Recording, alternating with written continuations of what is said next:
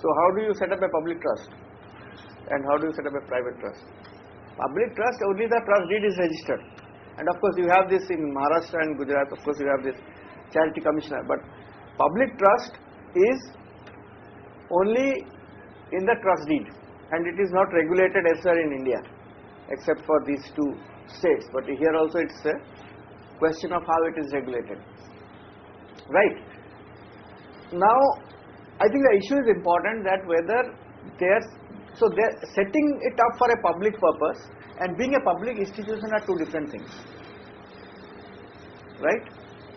So when it is a public institution, first of all, the public funds should be used, when it's a public sector.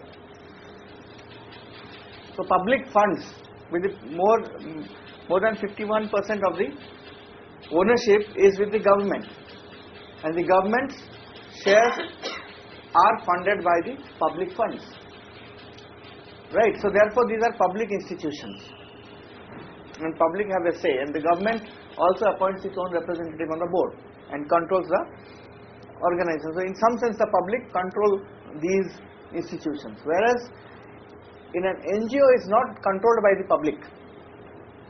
It is set up by a group of individuals, so therefore these are private, more towards private. You said third sector, that's fine. More set up as a private entity, but for the public purpose, what you have said. The purpose is public because the funds that we get are not generated by us, we don't pay tax on it and we use it. So therefore these are private institutions but set up for public purpose.